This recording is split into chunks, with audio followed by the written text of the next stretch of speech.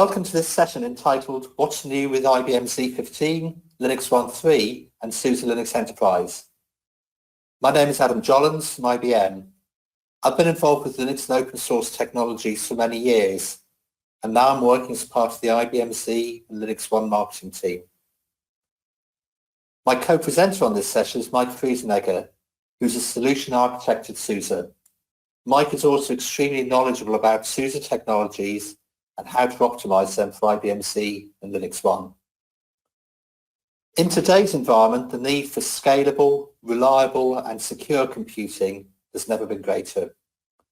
We're hoping to share with you today how the combination of SUSE Linux Enterprise and IBM Z or LinuxONE can help you achieve this. I'm going to start with an overview of what's new in IBM z15 and LinuxONE III. We announced new single-frame models of the family a few weeks ago, along with additional capabilities. Then Mike will talk about what's new with SUSE Linux Enterprise and what's happening in the community with the Open Mainframe project. I'll then share a case study of North Carolina Farm Bureau, an insurance company who's transformed their customer service with IBM Z and SUSE Linux Enterprise.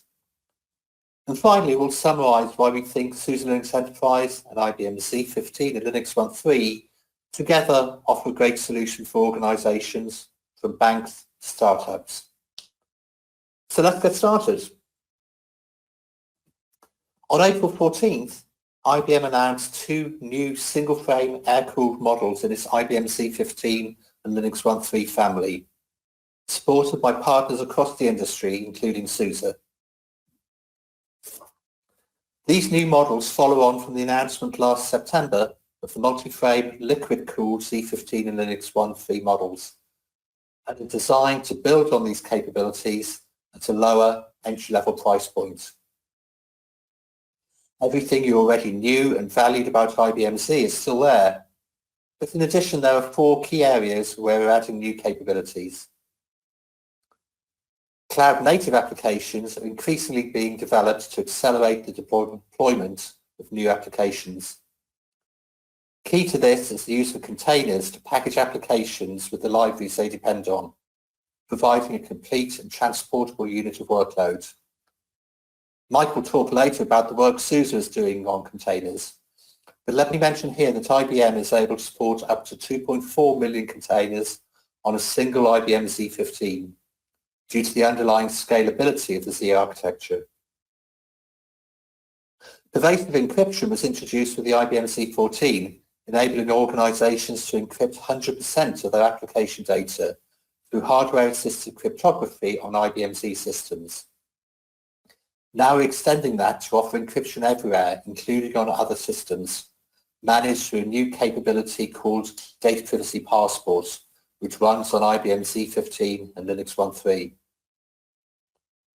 Cyber resilience offers two main areas: the reliability and availability of the underlying system, which is legendary for IBM Z, and the ability to protect and isolate applications and workloads from each other and from internal and external threats. Here we're introducing a new capability called IBM Secure Execution for Linux, which is supported across all models of the IBM Z15 and LinuxONE III. And flexible compute enables support for 1 to 4 frames, for air cooling or liquid cooling, and for private and public cloud as well as on-premises, enabling the extended IBM Z family to support businesses of all sizes. It also includes on-chip acceleration for data compression and for encryption. Let's now dive deeper into the security capabilities of the IBM Z15 and LinuxONE III. IBM Z and LinuxONE have a wide range of security capabilities built into the hardware, firmware and software, providing multiple levels of security protection against threats. The firmware is protected to detect attempts to tamper with it, and changes to firmware require multi-factor authentication. Logical partitions, implemented in firmware, provide near air-gap isolation between up to 85 workloads. This protection between workloads has been certified at level EAL 5+, of the Common Criteria certification, the highest level. Every IBM Z core from Z14 onwards has its own crypto coprocessor on the same chip. This dramatically reduces the overhead of encryption compared to separate coprocessors or software, meaning that 100% data encryption can be achieved without a significant impact to application performance. This in turn minimizes the impact of data breaches and enables security compliance to be proved. And then the IBM Crypto Express hardware security module enables cryptographic keys to be held securely in a hardware cage, which can detect if an attempt has been made to tamper with the keys. It's certified at the highest level of FIPS, 142, level 4. And there's more.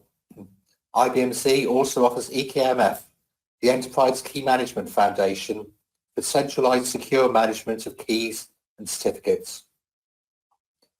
Pervasive encryption is also available for LinuxONE III and LinuxONE, integrated with the standard Linux security capabilities and also leveraging the on-chip crypto capabilities. Network traffic is also protected using hardware acceleration to secure data in flight as well as data at rest. And finally, time source security protects against any attempt to change or falsify time information. Given all these rich security capabilities, what's new? Well, data privacy passports, hyperprotect virtual servers, and secure execution, to name a few.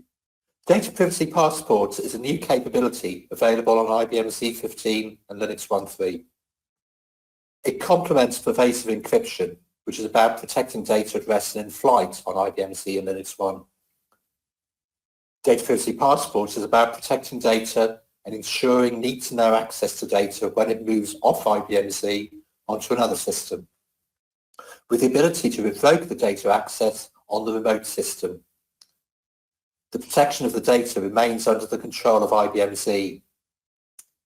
Now you can encrypt your eligible data, grant and revoke access to it, and maintain control of it, even if it moves off the system of record within your enterprise. How does this work in practice? Well, let's have a look at two use cases. The first use case is where users are directly accessing IBM Z or LinuxONE hosted data. Users with different access levels can see different views of the same data that is hosted by the LinuxONE system. A virtual table has been created that presents a limited view of data fields that is protected. The user's data privacy passports are tied to their identities, which can be managed on the LinuxONE III system or elsewhere, like an LDAP or Active Directory server. The users submit their queries and download the data to their desktop or laptop computers. When they access or consume the data, their access control is enforced, so they see either unencrypted and non-masked, unencrypted and masked, or unencrypted and nullified, depending on the policies in place. Policies can be changed at any time to revoke user access or entitle users to view data. The second use case is where data is copied off IBM Z or LinuxONE onto another platform. This use case is for protecting data when it leaves LinuxONE via export, transform and load, that's ETL, operations. In this use case, there isn't a human downloading data. Instead, the data is protected at the point of extraction as a trusted data object using the LinuxONE III on-chip encryption, both for encrypting the data for data at rest protection and for transmission of data in flight protection. A trusted data object carries with it an integration to the passport controller, and protection is enforced at the point of consumption. In other words, when someone actually tries to access the data. Again, policies can be changed at any time to revoke user access or entitle users to view data on the remote system. Turning now to IBM HyperProtect virtual servers, these enable customers to protect Linux workloads on IBM Z and LinuxONE throughout the application lifecycle, from build through to deploy and manage.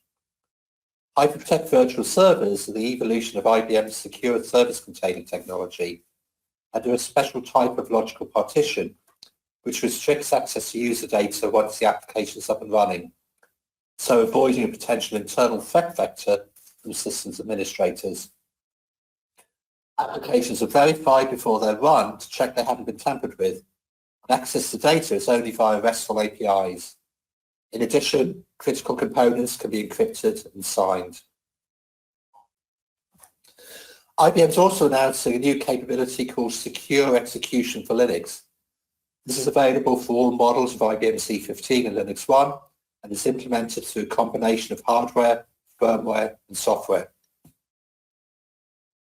IBM Secure Execution for Linux is designed to run thousands of workloads in full isolation at scale, with protection from both insider and external threats across your hybrid cloud environment. Confidential computing is the industry movement around using technology to protect data in use. Secure execution furthers the confidential computing agenda through the implementation of a hardware-based trusted execution environment, or TEE, on the IBM LinuxONE platform. With TEE technology, users are able to achieve higher levels of trust, isolation, and access control over their data assets compared to general-purpose software environments. LinuxONE provides a truly scalable cloud solution offering full guest isolation that protects against internal and external threats.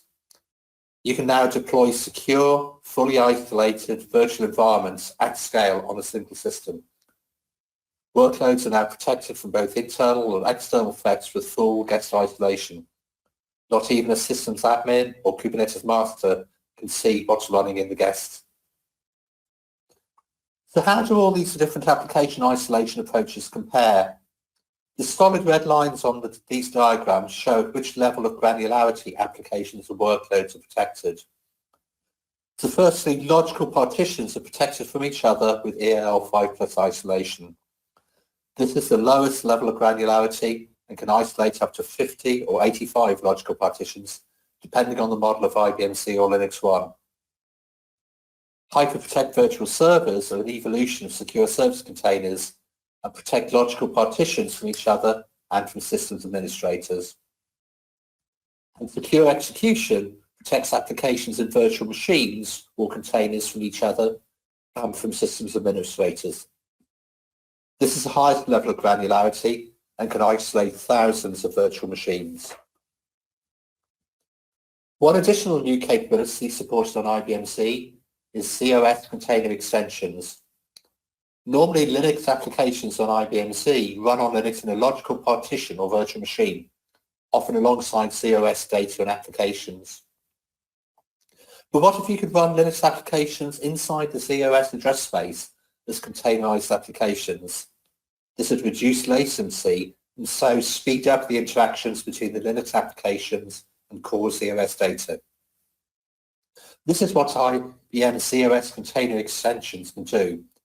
It's not the only approach for hosting Linux applications on IBM Z, but it's an interesting option for modernizing COS workloads by providing flexibility for development and operations on Z.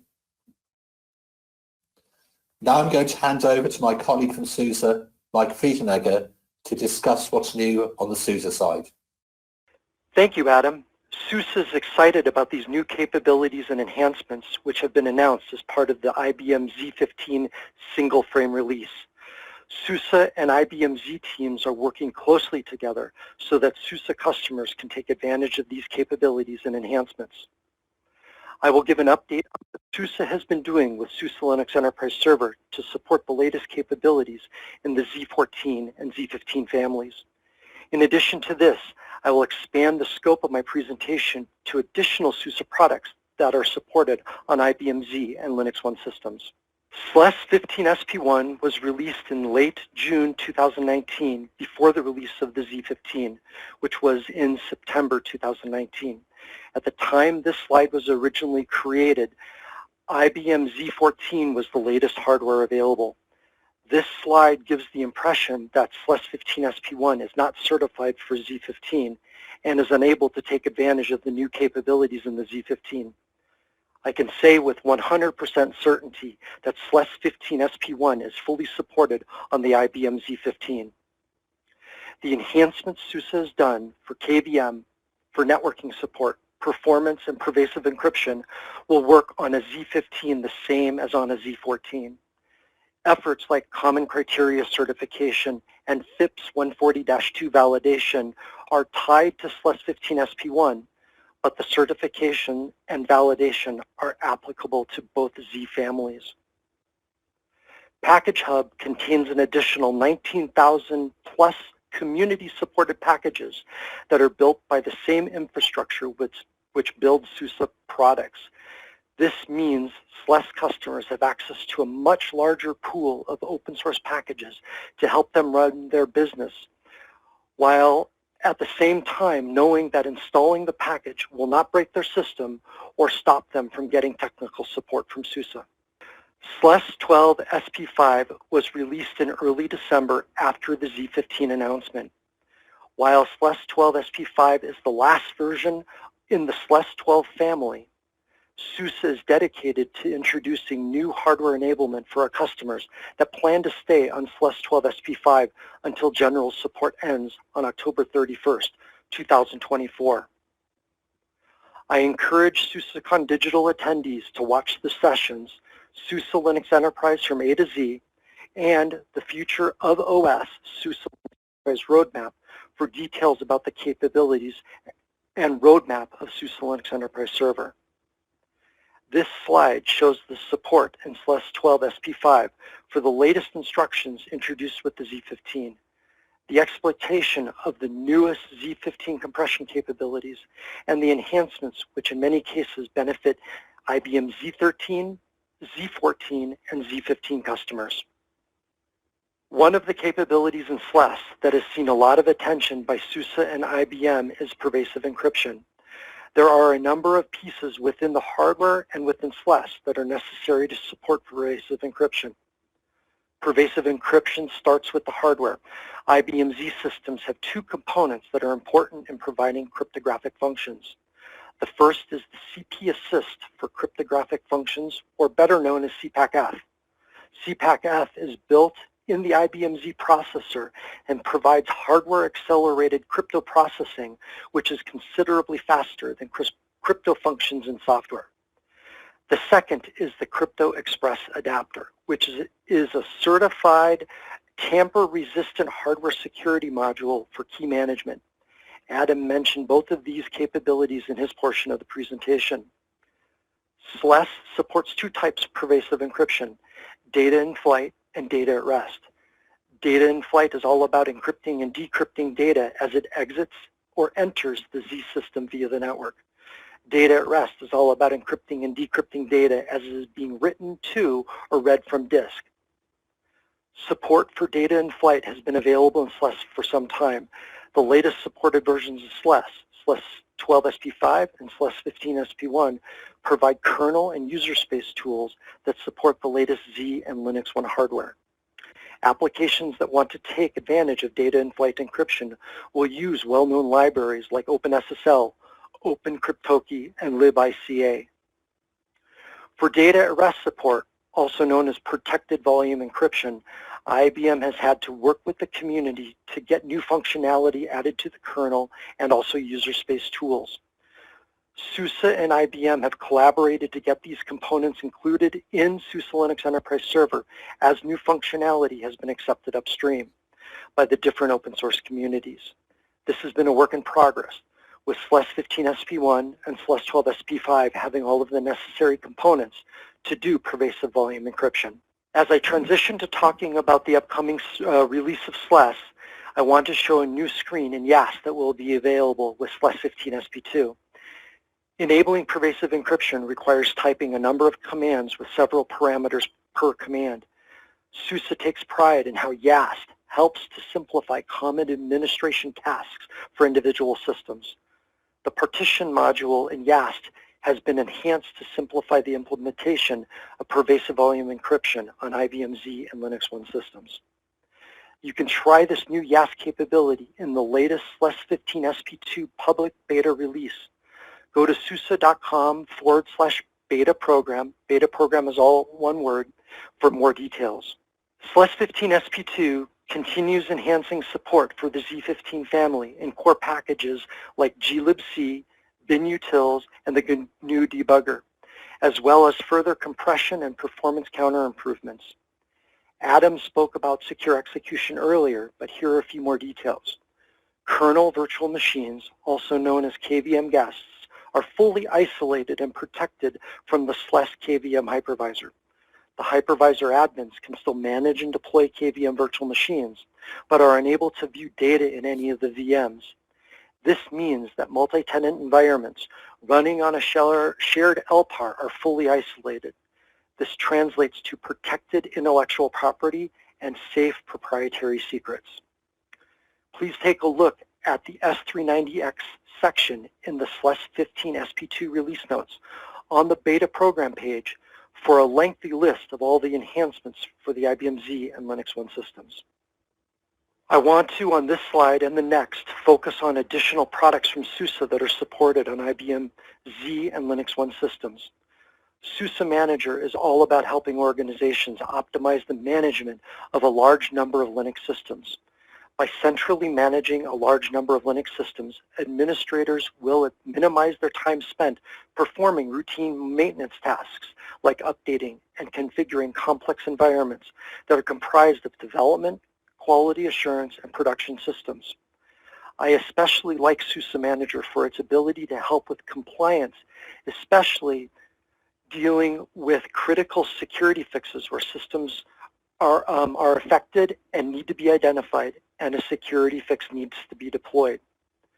SUSE Manager Server is supported on SLES for IBM Z and LinuxONE systems. SLES clients running on Z can be managed no matter if it's deployed in an LPAR, in virtual machines, or as containers running on the S390X.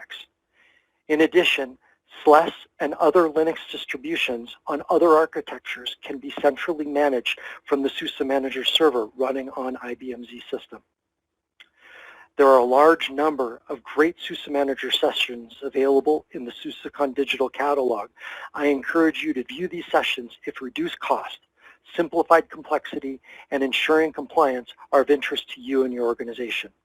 I am very happy to announce the June 2020 availability of SUSE Linux Enterprise Live Patching for IBM Z and LinuxONE. SUSE engineering has been working very hard on this, and we have alpha customer testing taking place right now.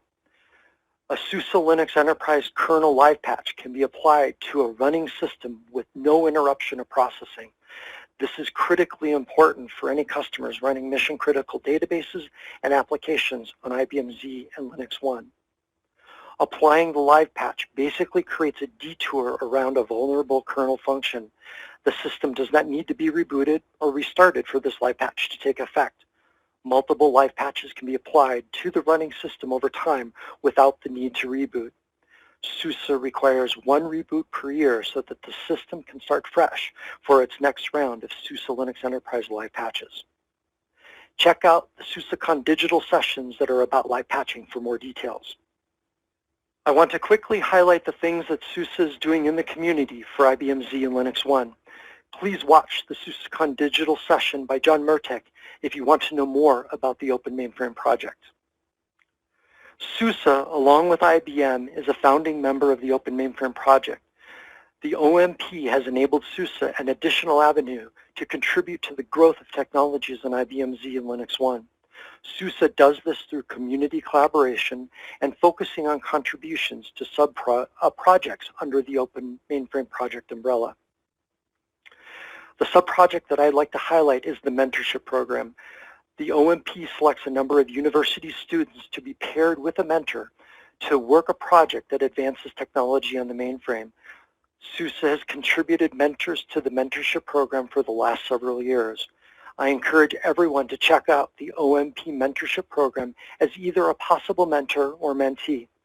Also, check out the LinuxONE Community Cloud, which can be accessed via developer.ibm.com if you've never had the opportunity to try SLES on an IBM LinuxONE system.